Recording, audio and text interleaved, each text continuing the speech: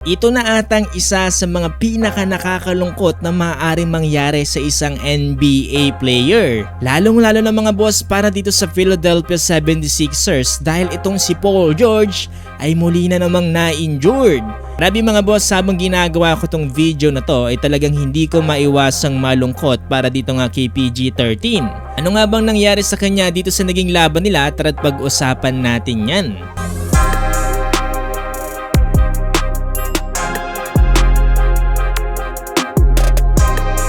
Bago tayo malungkot sa vlog na to mga boss, ay digyan muna natin ng kakaunting sigla dahil dito nga sa naging laban ng Milwaukee Bucks kontra nga dito sa Chicago Bulls ay nanalo ang Bucks mga boss no, dito sa final score na 122-106.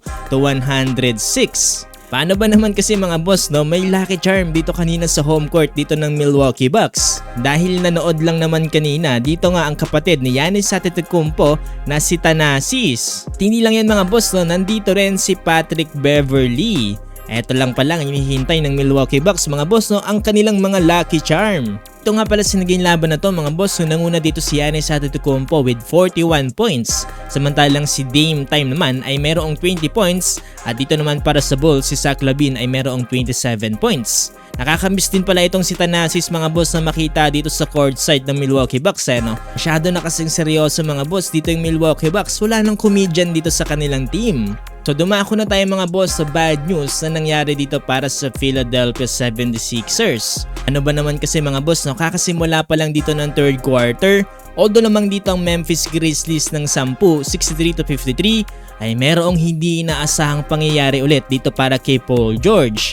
Ito ngayong ma-injured siya mga boss matapos niyang kunin lang dito yung rebound. At kung titignan natin yung replay mga boss, ay parang awkward na naman yung nangyari dito sa posisyon sa paa dito nga ni PG-13. Dahil nga sa biglang sakit na naramdaman niya mga boss no, ay napaupo na lang itong si Paul George at napayuko na lang. Papanoorin natin yung replay mga boss no, tignan nyo naman yung posisyon dito ni Paul George. Napaka-awkward mga boss ng pagkaka-rebound niya dito at talagang walang suporta mga boss dito sa paglanding. Kung maalala ninyo mga boss no, yung nakarang injury dito ni Paul George ay halos parehong-pareho lang mga boss yung itsura kung paano siya na-injured ngayon.